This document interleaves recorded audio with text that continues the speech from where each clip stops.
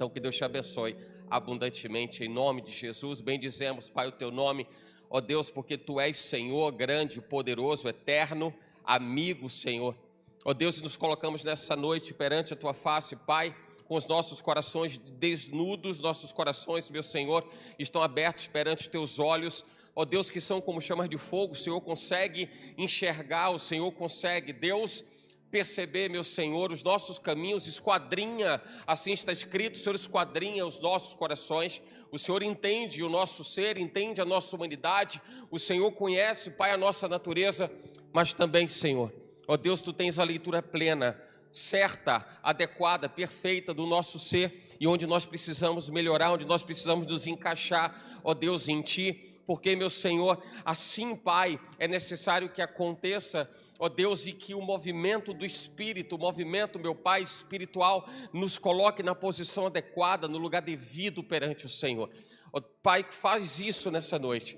Ó Deus, faz isso, Senhor, nessa noite, e nos coloca no lugar que nós precisamos estar. Ó Deus, nos posiciona no lugar que nós devemos estar. O lugar, meu Senhor, onde nós vemos o sobrenatural. O lugar, Pai, onde nós experimentamos, ó Deus, a excelência do Teu poder. Enxergamos, meu Senhor, algo muito além daquilo que os nossos olhos seculares, nossos olhos, meu Senhor, naturais, podem enxergar, porque enxergamos além, meu Senhor, do horizonte. Ó Deus, leva-nos, meu Senhor, a essa visão de monte, de colina, para que possamos enxergar quão boa, agradável e perfeita é a vontade de Deus. Assim, meu Senhor, nós colocamos diante de Ti a nossa alma, ó Deus, colocamos diante do Senhor cada uma das nossas necessidades, virtudes, defeitos. Tens a leitura completa do nosso ser. O nosso eu, Pai, está entregue em Tuas mãos nessa hora.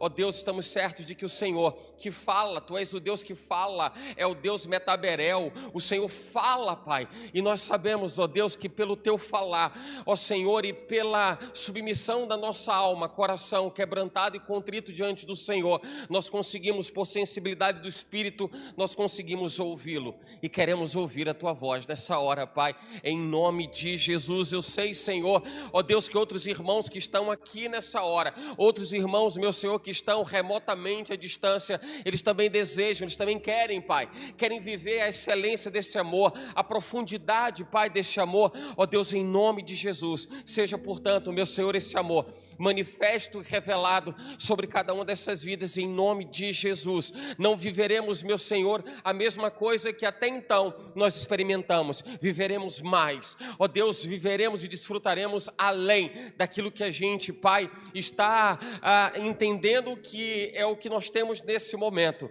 porque o Senhor nos leva mais além, o Senhor nos leva mais alto, o Senhor, ó Deus, nos leva a uma maior profundidade, e assim que nós nos colocamos diante de Ti nessa hora, em nome de Jesus. Você pode dizer amém, e você pode dizer assim, eu creio, e você pode dizer assim, eu quero, amém. Quanto mais queremos de Deus, mais temos de Deus.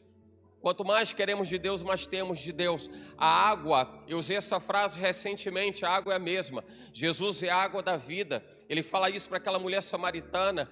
Ele diz que Ele é a água da vida. E eu costumo dizer que a água é a mesma, a água não muda. O que define quem vai experimentar novidade de vida, milagres da parte de Deus, não é mais pela água, é pelo tamanho da sede. Então não é pelo que a água é e representa, é pelo como nós nos posicionamos diante de Deus. E segundo a nossa movimentação no Espírito, nós somos recolocados, reposicionados em Deus. Chegai-vos a Deus, Ele se chegará a vós. Se aproxima de Deus, você percebe Ele mais perto de você. Mas é porque você resolveu buscar mais, é porque você mergulhou mais. E precisamos mergulhar cada vez mais na presença do Pai. Você concorda, sim ou não? É ou não é verdade, não é? Amém, louvado seja Deus. Compartilho com os irmãos o texto que está em Marcos, Evangelho de Marcos, no capítulo 5. A leitura que nós vamos fazer é a leitura do versículo 25, do 25 ao 34. Então, Marcos capítulo 5, versículo 25 ao 34. Ainda que seja um texto que nós conhecemos, fala da mulher do fluxo de sangue, entendo que Deus quer revelar, mostrar, expandir o nosso alcance, a nossa intimidade, a nossa profundidade nele, para que a gente possa avançar na presença do Pai. O texto de Marcos capítulo 5, versículo 25, não é, em diante, diz assim: e certa mulher que havia 12 anos tinha um fluxo de sangue e que havia padecido muito com muitos médicos e despendido tudo quanto tinha, nada lhe aproveitando, isso antes indo a pior. Ouvindo falar de Jesus, veio por detrás, entre a multidão, tocou na sua vestimenta, porque dizia: se tão somente tocar nas suas vestes, sararei. E logo se lhe secou a fonte do seu sangue, e sentiu no seu corpo estar já curada daquele mal. E logo Jesus, conhecendo que a virtude de si mesmo saíra, voltou-se para a multidão e disse: quem tocou as minhas vestes? E disseram-lhe os seus discípulos: vês que a multidão te aperta e dizes: quem me tocou? E ele olhava em redor para ver quem fizera isso. Então a mulher, que sabia o que lhe tinha acontecido, temendo e tremendo, aproximou-se e prostrou-se diante dele e disse-lhe toda a verdade. E ele lhe disse: filha, a tua fé te salvou, vai em paz e ser curada deste mal. Aleluia. Bendito seja Deus. Você pode tomar seu assento? Bendito seja Deus. E o Senhor nos traz o entendimento, a leitura, a percepção de que nele está todo o poder. Diga comigo assim: em Deus está todo o poder. Se você puder ainda dizer comigo, diga assim: no meu Senhor está a excelência da vida. Diz assim: no meu Senhor está a excelência da vida. Eu vejo que nós vivemos a oportunidade do desfrute, do usufruto de coisas tão extraordinárias.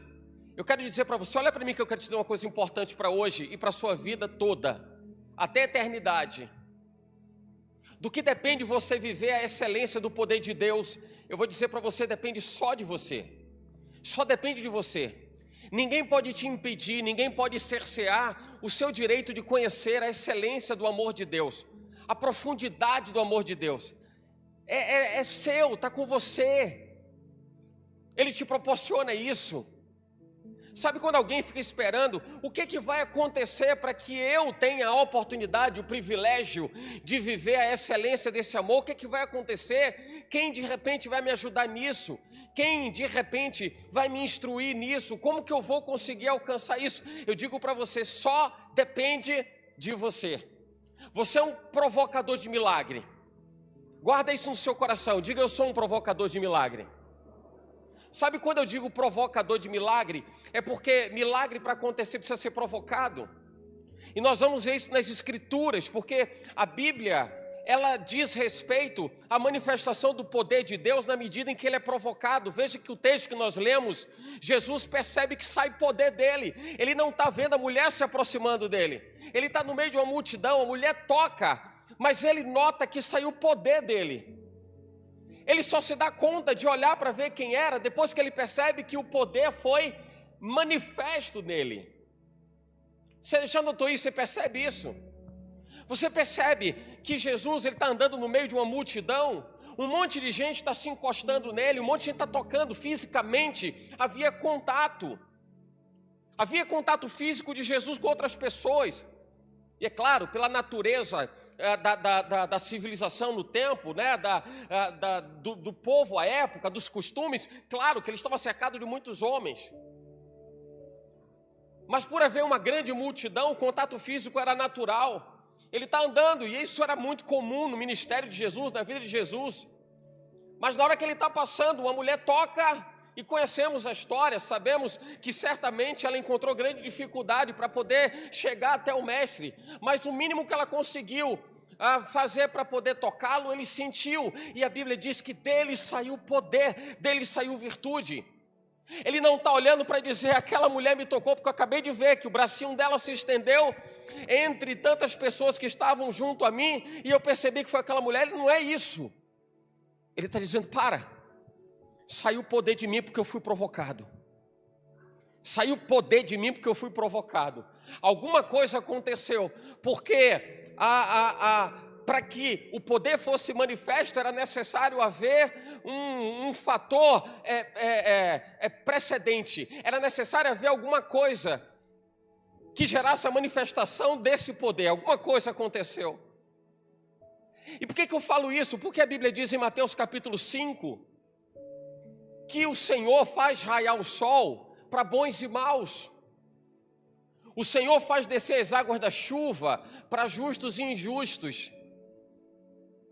Estamos em igualdade de condições de vida nessa terra, mas porque há uma diferença entre quem está vivendo a profundidade do amor de Deus e quem está vivendo a superficialidade desse amor, ou sequer desconhece que ele existe. Onde está a diferença? Eu vou dizer uma coisa: a diferença está na decisão de cada um, na escolha de cada um. Você escolhe onde você quer estar. Quando me refiro ao movimento espiritual que nós precisamos gerar, é o lugar onde você se coloca diante de Deus pelas suas escolhas. Eu escolho estar perto de Deus porque aquela mulher fez uma escolha. E por uma escolha própria, ela resolve contrariar o que era natural à sua época. Contrariar as práticas, os costumes, para que uma mulher pudesse se aproximar de um homem e pudesse romper aquela barreira humana que existia em redor de Jesus.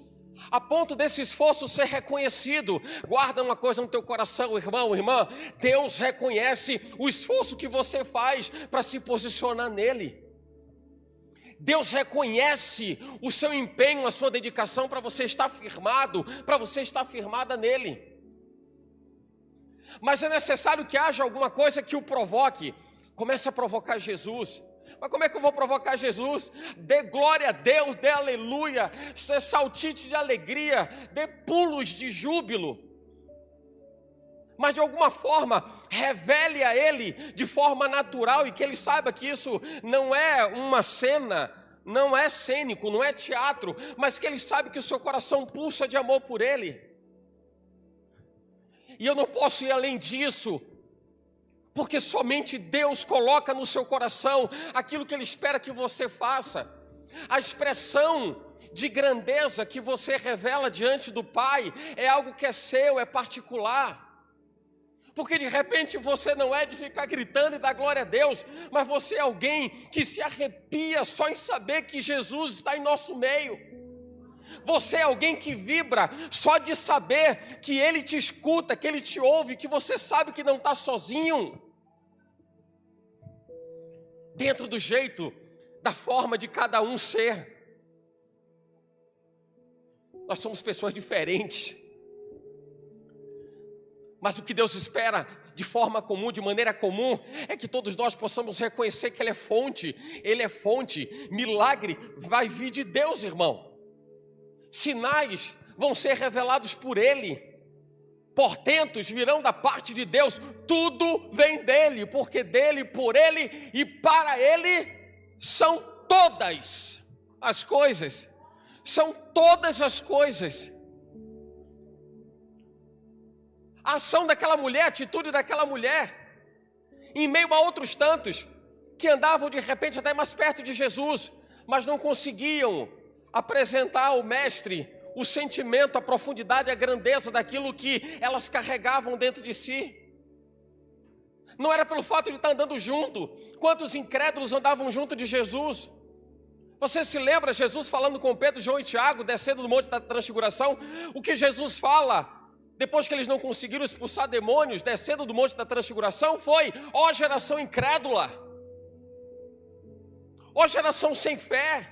Vocês estão andando do meu lado, vocês estão caminhando comigo para cima e para baixo, mas andar junto não é estar em mim. Andar junto não é estar em mim. Quando Jesus orou ao Pai e disse: Pai, faze-os um em nós, assim como eu e tu somos um. Jesus estava dizendo: traz eles para dentro, que haja um espaço dentro deles, para que eles possam saber que nós estamos ocupando esse lugar dentro deles. Porque andar junto, andar perto, não é estar nele. E muitos são aqueles que andam perto, mas não andam nele. Muda o status, muda a configuração. Isso é movimento espiritual. Muda o status da sua posição diante de Deus. Porque você pode ser apenas plateia. Você pode ser apenas plateia. Ele não quer que você seja plateia. Ele quer que você seja parte do seu corpo, onde Ele é cabeça. Parte do corpo. E você é cabeça. Jesus, quando Ele vai até o tanque de Betesda, lembra disso? Lembra do coxo do tanque de Betesda? Quando ele chega lá e o coxo diz, não tem ninguém, que quando as águas se movem, me leve para lá. Então Jesus pergunta o que é para ele? Você quer ser curado? Jesus está falando, está confrontando aquele homem, dizendo assim, o que é que você quer realmente? Você quer mergulhar? Você está esperando que alguém te leve? Você está esperando que alguém te carregue? O que é que você pode fazer para provocar milagre? O que é que você pode fazer para provocar milagre? Aquele homem pegou a ideia. Você quer ser curado? Ele diz, eu quero. E Jesus diz, então levante. Então levante. Aquele homem, aquele coxo, provocador de milagre, fez o que era necessário. Ele se reposicionou diante de Deus por uma escolha, por uma decisão. Ele disse, eu quero ser curado. É somente isso. E Jesus mostrou que não era necessário toda aquela liturgia, não era necessário, todo aquele ritual de alguém ter que pegar, de alguém ter que levar, e as águas se movimentando. De repente tinha que se esperar aquela marola chegar até a pessoa para que a cura acontecesse e tal. Jesus disse, só precisa de uma coisa, filho. Ache o seu lugar em Deus. Ache o seu lugar em Deus. Encontre o seu lugar em Deus. Encontre a sua posição nele. Diz a Bíblia que quando Jesus estava saindo de Jericó, andando pela estrada, à beira da estrada, à margem da estrada, estava um cego. Lembra dele? Bartimeu, filho de Timeu. Ele percebe que é Jesus que está passando. A fama de Jesus já corria em toda Israel, nas fronteiras, nas cidades, nos lugarejos. Ele está à margem, ele está à beira da estrada. Sabe o que significa isso? O que significava isso? Alguém está à beira da estrada, está à margem da estrada. Era alguém que era desprezível. A sociedade desprezava a figura daquele homem. Aquele homem não tinha nada a oferecer. Então, se ele não tem nada a oferecer, por que razão ele tem que estar perto? Isso mostra a natureza tão impura, tão podre, tão fétida do ser humano, que só mantém perto de si aquele que pode lhe dar alguma coisa. Mas aquele homem não interessava. Um cara cego. Agora imagina, para alguém que era cego, como é que ele iria prover suas necessidades? Um cego não tinha dificuldade somente de se locomover, porque ele não tinha uma visão. Ele tinha dificuldade de prover o seu próprio sustento. Alguém que não tinha condição e capacidade de se autoproteger. Mas era alguém que a sociedade desprezava, a ponto dele começar a gritar o nome de Jesus. Jesus, filho de Davi, tem compaixão de mim, tem misericórdia de mim. E o que que as pessoas faziam? O que que elas faziam? Cala a boca, cala a boca, cala a boca, cala a boca. Parece que o esforço das pessoas é ver as outras cada vez mais para baixo. Parece que as pessoas se empenham cada vez mais em ver que a outra está para baixo. A natureza comportamental do ser humano, de muitas pessoas nesse mundo, é exatamente essa. Não há nada tão ruim que não possa ficar pior. Então vamos contribuir para que isso aconteça.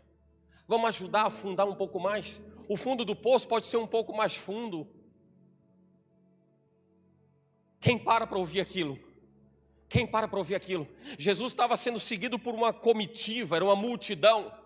Quem para ouvir aquilo? A única pessoa que ouve. A única pessoa que ouve.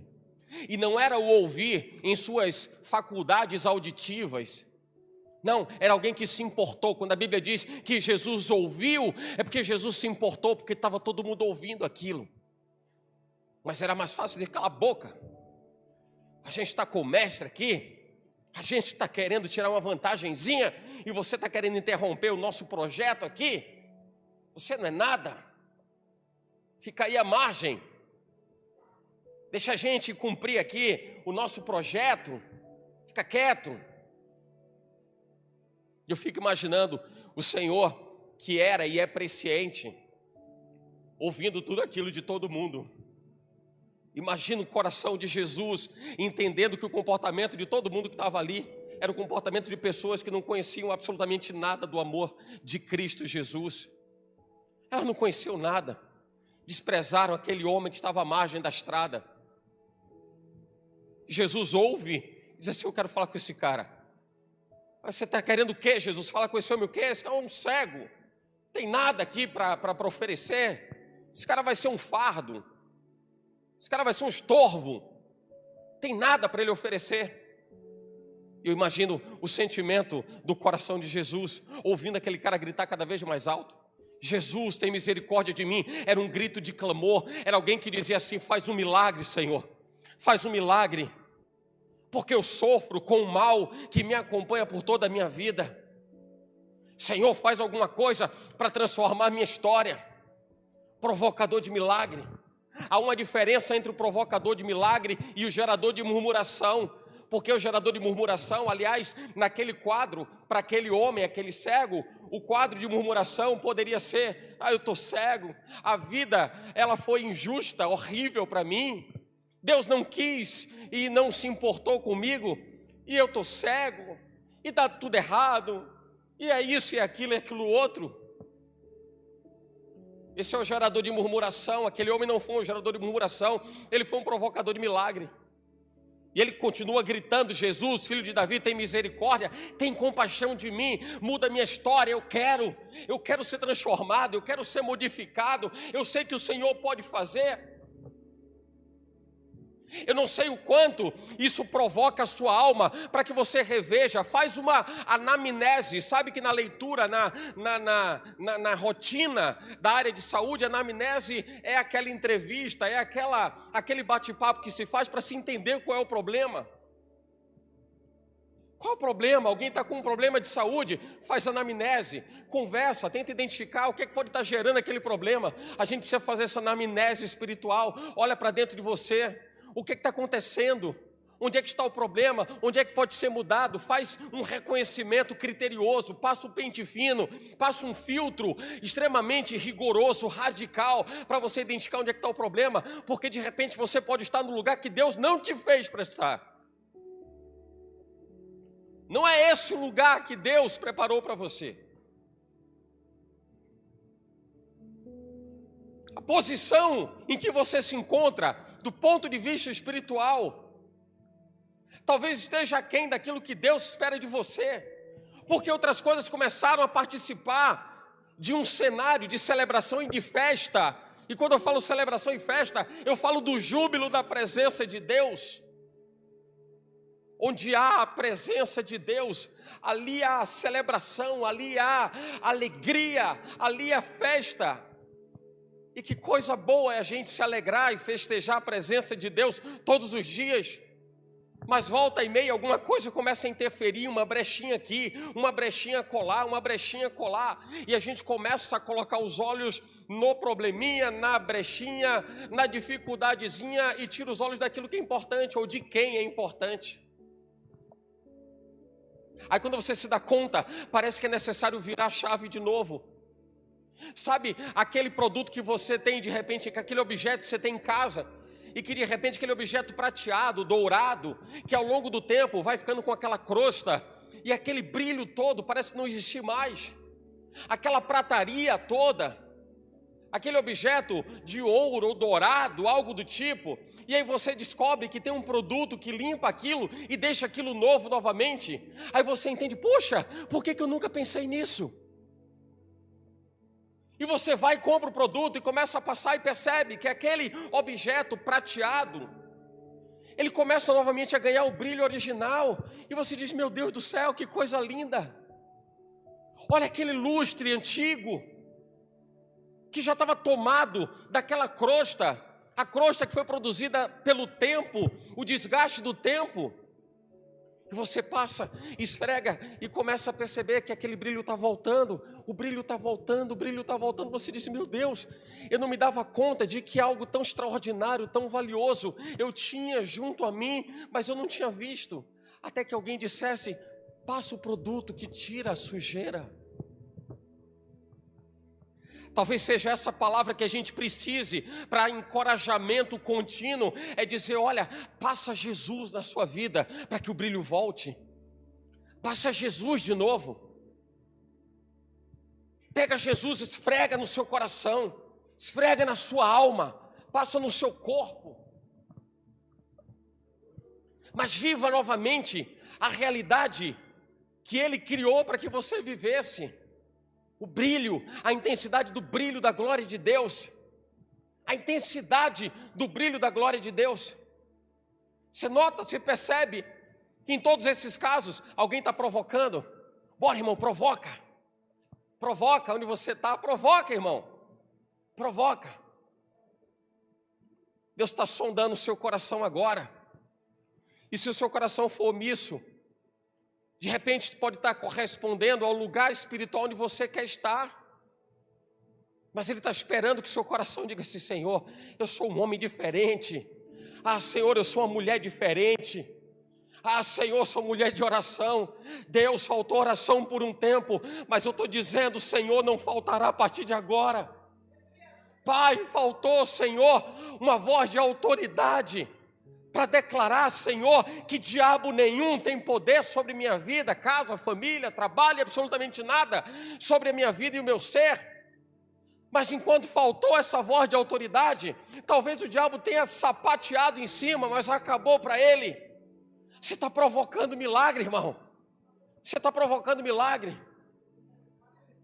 Jesus no Monte da Transfiguração, quando ele desce, diz a Bíblia, quando ele desce do Monte, do monte das Bem-aventuranças, melhor dizendo, eu falei do Monte da Transfiguração há poucos instantes, mas do Monte das Bem-aventuranças, onde Jesus começa a falar com os discípulos: bem-aventurados, bem-aventurados, bem-aventurados.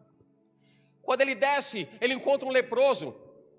Imagina, você acha que o leproso estava com todo mundo lá em cima no monte? Não estava. Leproso vivia segregado, leproso tinha que ficar fora da cidade. Mas como era natural Jesus transitar entre comunidades, entre lugarejos e entre cidades, era muito comum Jesus encontrar um monte de tipo de gente pelo caminho. Ele encontra aquele leproso, o leproso corre até Jesus, irmão, entende isso? O leproso corre até Jesus. Ele fez o que lhe era possível fazer. O leproso carregava feridas no corpo. Você acha que não doía aquele negócio? Não ardia aquele negócio? Ele não estava dentro de um carro com ar-condicionado. Ele estava debaixo de um sol a pino. Mas ele, quando vê Jesus, ele entende que há uma oportunidade da vida dele mudar, dele provocar um milagre. Então, se essa é a hora, se isso é tudo que eu tenho, então, mãos à obra. Tudo que lhe vier às mãos para fazer, faze-o, conforme todas as suas forças. Faça o seu melhor. Faça o seu melhor.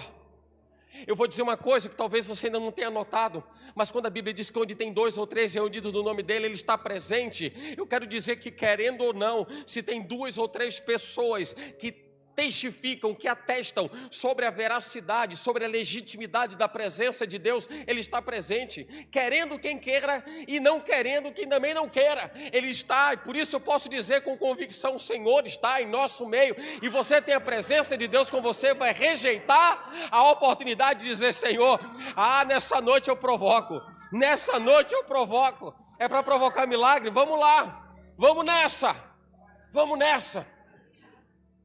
Não quero fazer de você um pedinte, quanto mais. É aquela pessoa que só se apresenta a Deus para dizer: Deus, Senhor, me dá, preciso, eu quero, faz, realiza. Não, você é filho. Eu quero dizer para você que filho, naturalmente, tem direito a uma herança. Você é filho de Deus, você tem herança. Deus tem algo para vocês, não precisa ficar pedindo. Vai ficar pedindo para quê? Pedindo para quê? Entenda o seu lugar em Deus. Pai.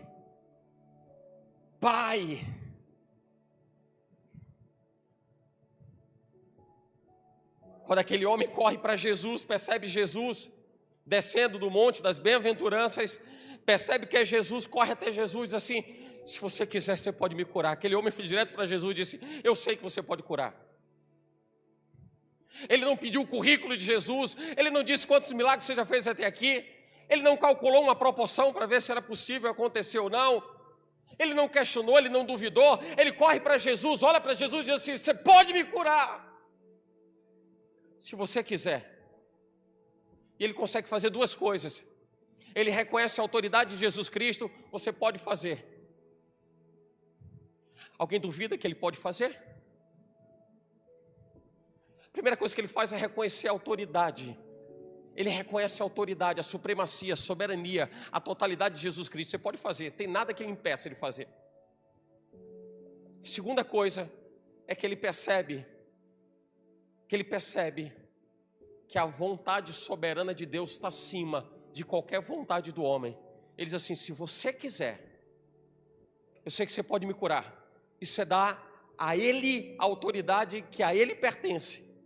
A outra coisa é dizer: a vontade é tua, é o que o Senhor quiser, é o que o Senhor quiser. Lembra muito de Jesus antes de ir para a cruz, quando ele disse: Pai, afasta de mim esse cálice. Jesus estava dizendo: Pai, você pode acabar com esse negócio, acaba com esse negócio aqui, se você quiser você pode.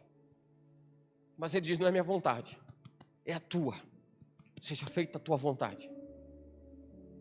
Ande com essa duplinha do seu lado: reconhecimento da autoridade de Deus e reconhecimento da vontade de Deus. Autoridade de Deus e vontade de Deus. Autoridade de Deus é a vontade de Deus. E tenha certeza que, como os pensamentos de Deus são mais altos do que os nossos, talvez aquilo que você acha que Deus está fazendo que contraria a sua vontade, talvez esteja te colocando numa posição abaixo do que você gostaria. Vai por aí não. Eu bem sei os pensamentos que tenho sobre vós, diz o Senhor, pensamentos de paz e não de mal, para dar o fim que você espera. O que Ele está dizendo é: eu vou levar você, talvez por caminhos que você não vai entender, por onde você está andando, mas no final de tudo, tudo vai fazer sentido. E o que importa no final de tudo é que tudo faz sentido. Tudo faz sentido.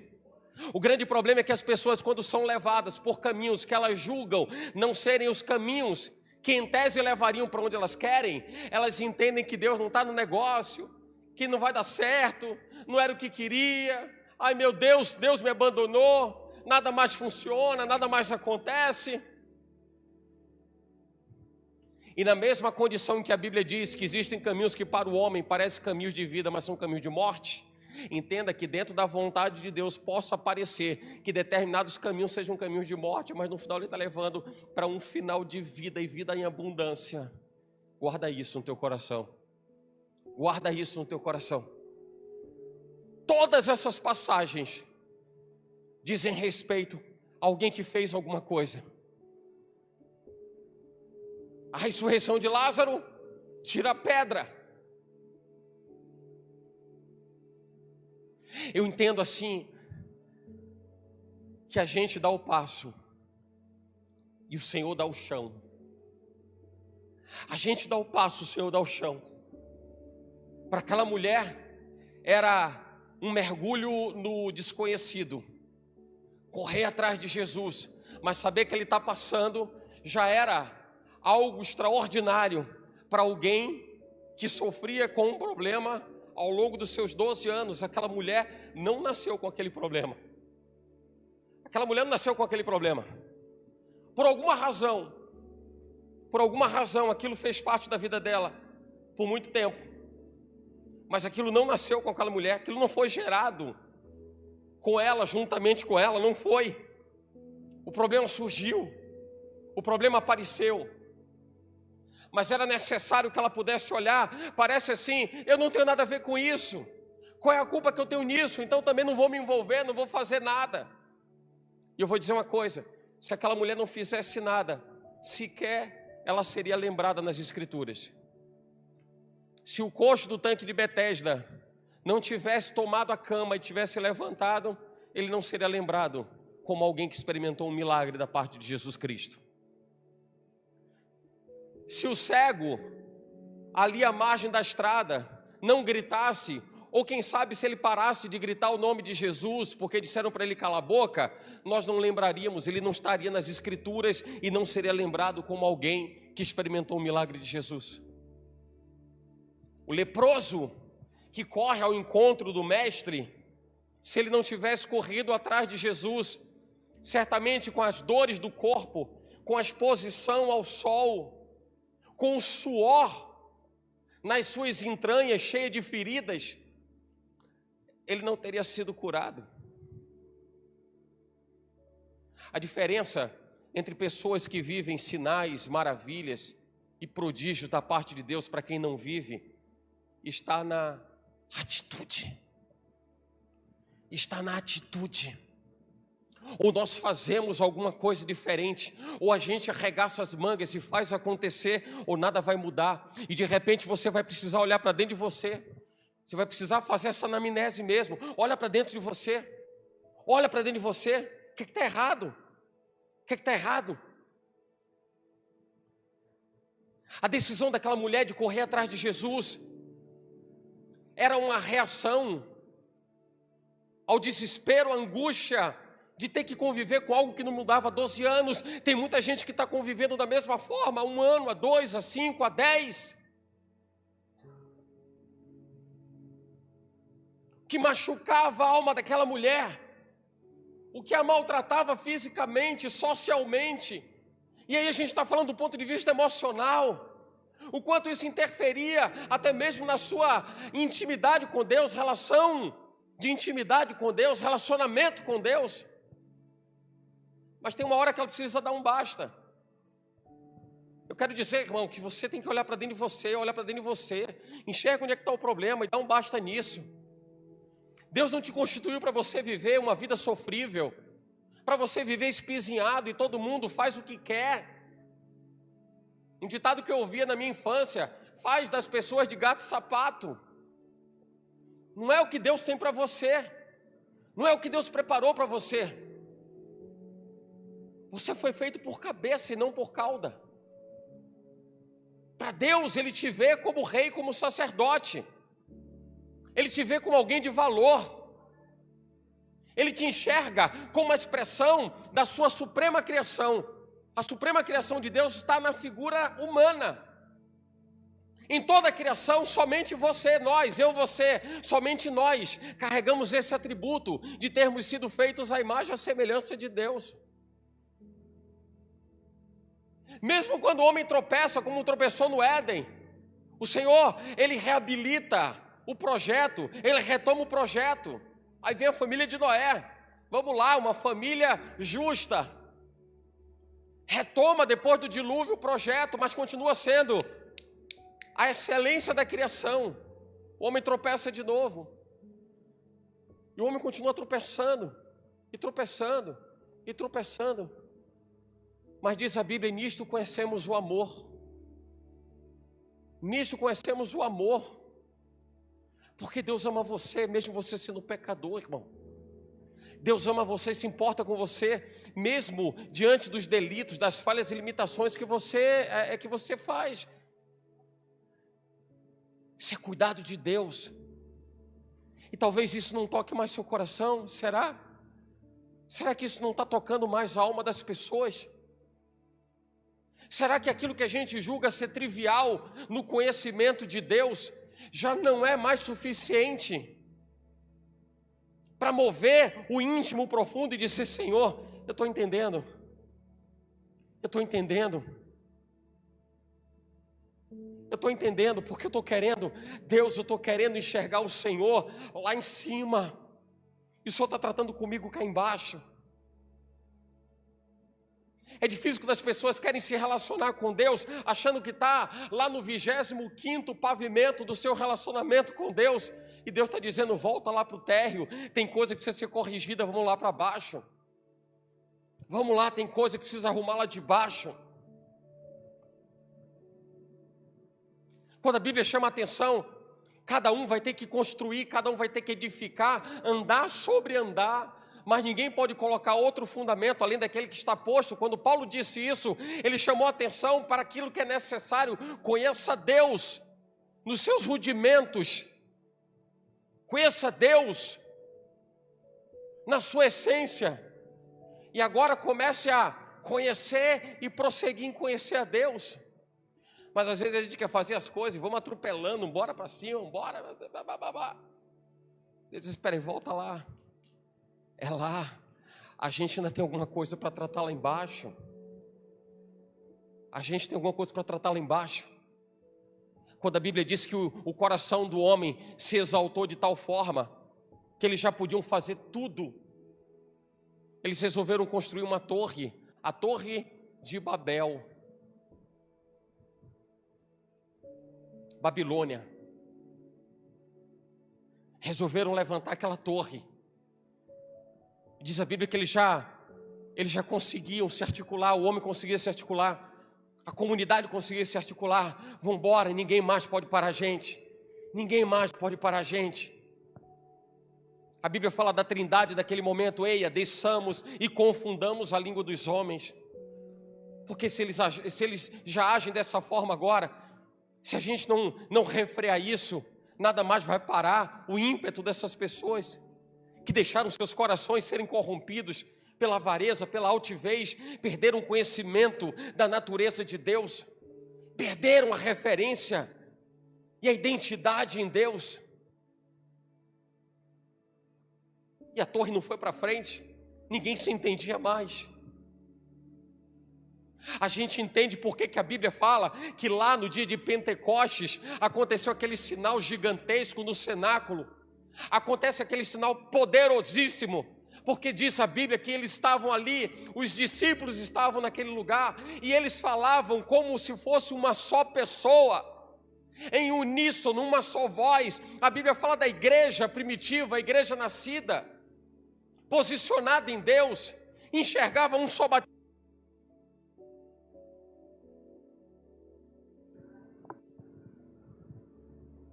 Um só batismo, um só Senhor, era um só coração.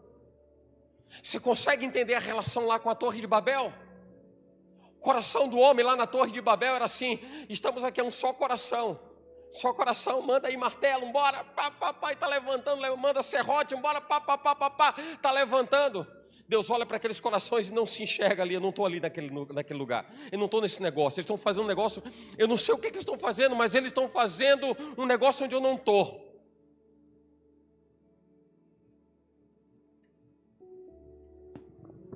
Trazendo uma caricatura em dizer que Deus não estava sabendo. Óbvio que Deus sabia.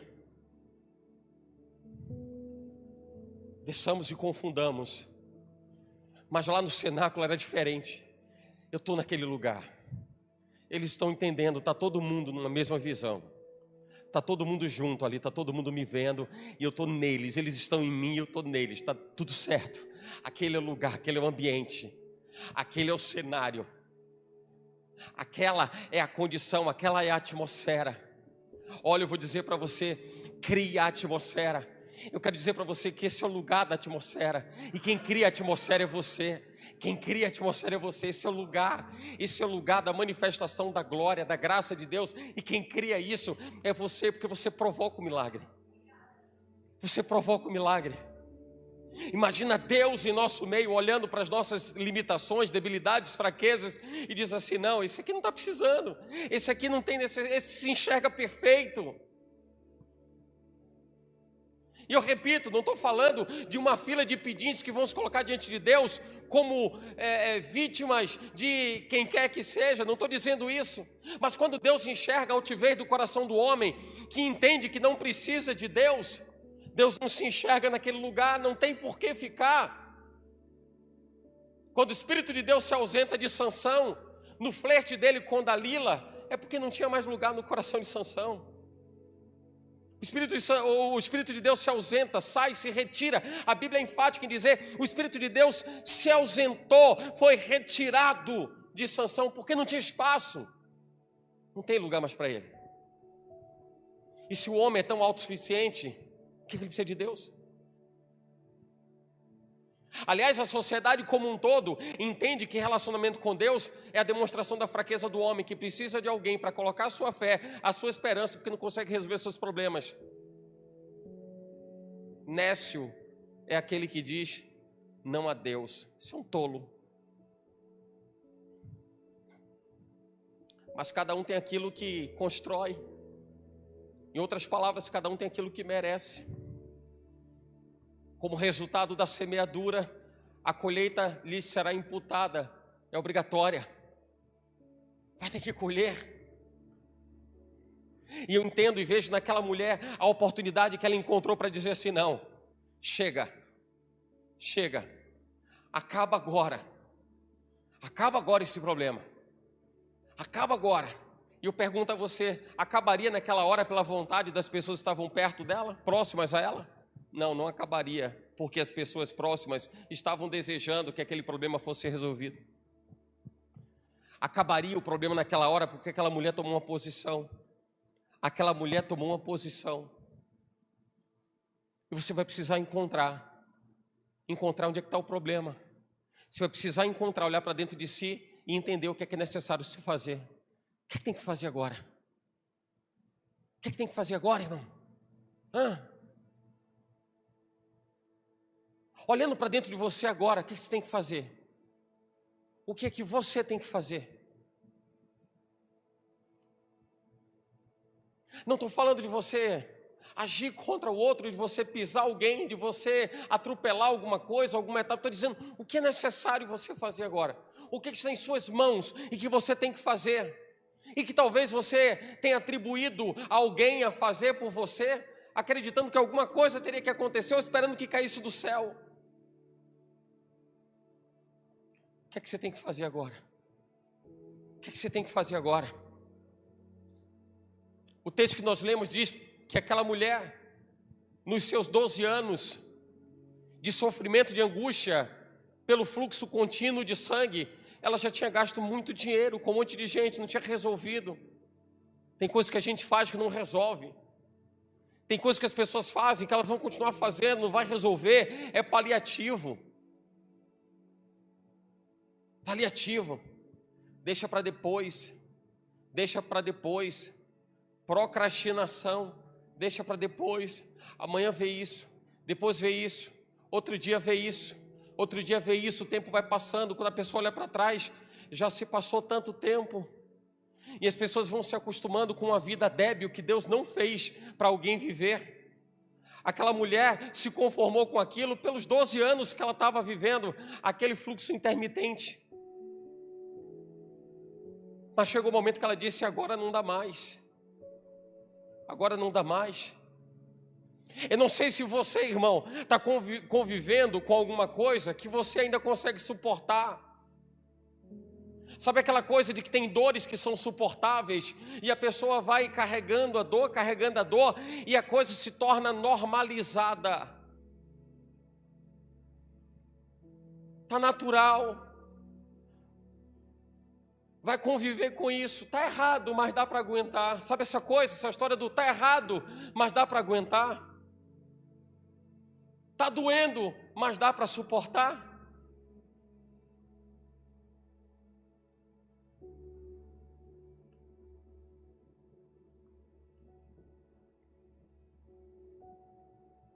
Jesus não é o remédio para uma dor momentânea. Ele não é o antídoto para resolver um probleminha localizado. Ele é Deus. Ele é Senhor. Ele é seu Pai. Ele é seu Pai. Aquela máxima de achar e enxergar o copo meio cheio, também, por outro lado, é o copo meio vazio. Achar que dá para ir levando porque dá para suportar. Por outro lado, é o desperdício do tempo em que aquilo já poderia ter sido resolvido. E aquela mulher tomou uma decisão, porque não dava mais para suportar as coisas daquele mesmo jeito, daquela mesma forma. Você só vai encontrar isso se você olhar para dentro de você. Se você tratar com sinceridade com você mesmo, com você mesma. Olhe para dentro de você e seja sincero com você. Seja sincero com você. Não queira criar uma situação ou uma realidade que imponha um determinado estereótipo para alguém olhar e julgar ou avaliar. Seja sincero com você. Deus fez você para você ser feliz nessa terra. Deus te constituiu para você ser feliz. Quando eu falo ser feliz, não estou dizendo que não vão surgir as adversidades, não vão surgir os problemas. Estou dizendo isso. Sabe o que eu vejo que é felicidade?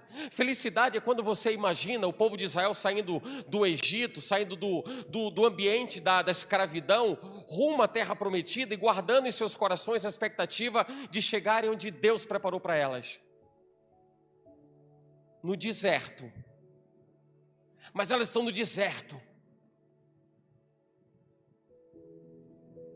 A Bíblia diz que onde estiver o seu coração, ali vai estar o seu tesouro. Onde estiver seu tesouro, ali vai estar o seu coração.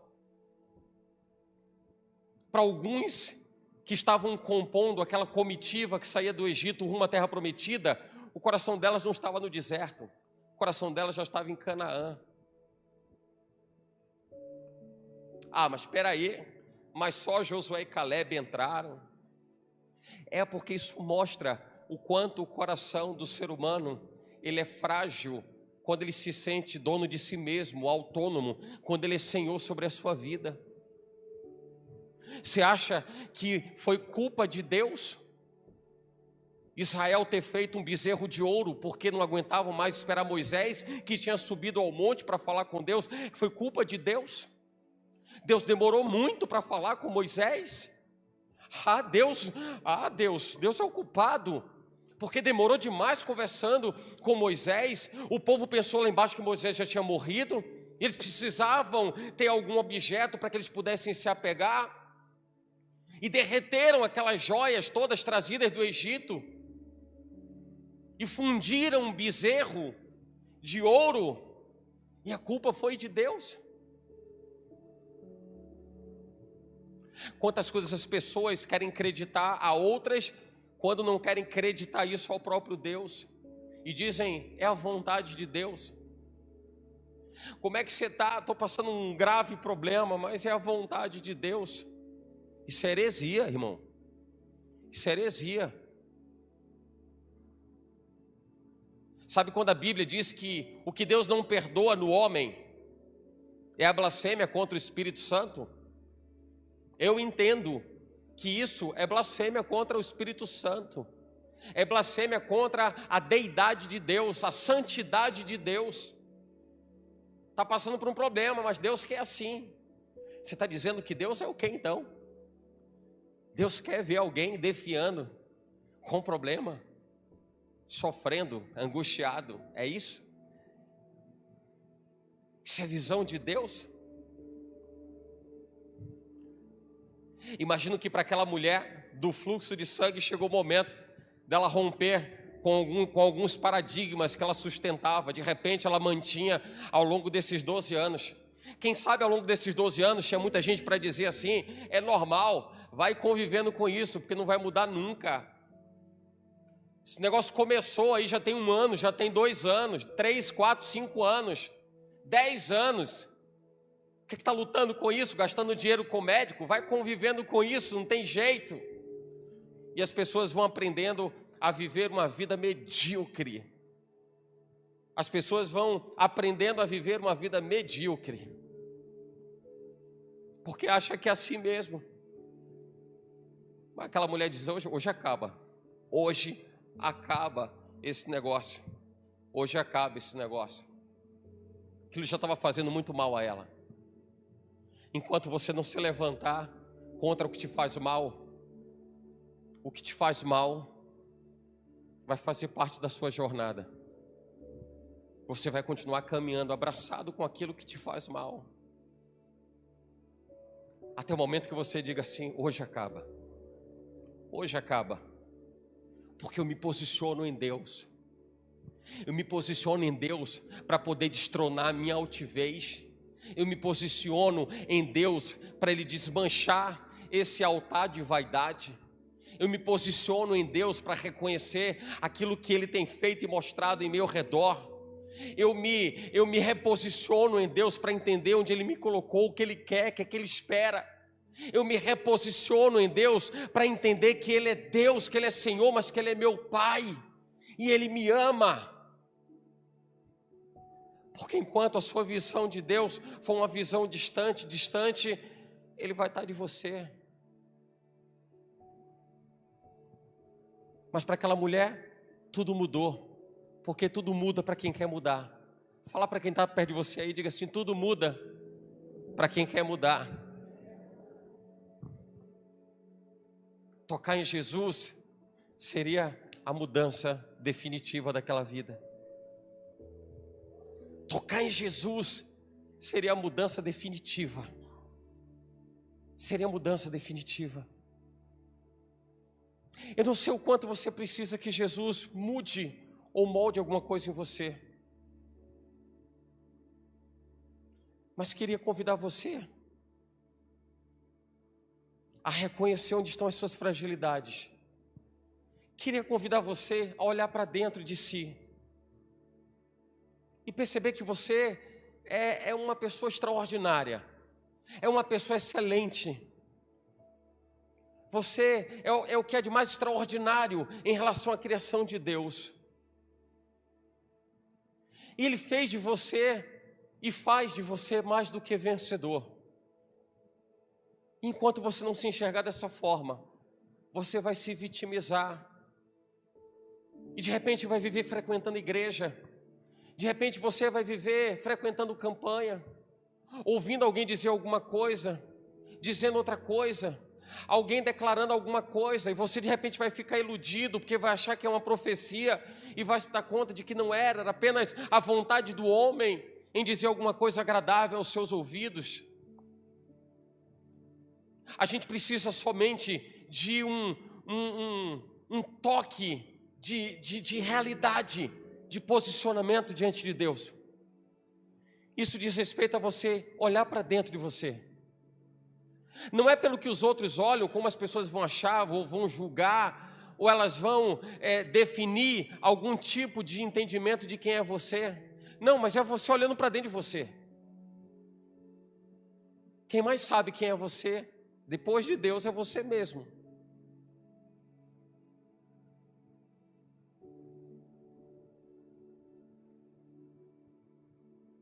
Que mede você é os olhos do Pai, ou são os olhos do Pai, são os olhos de Jesus que medem, que enxergam quem é você.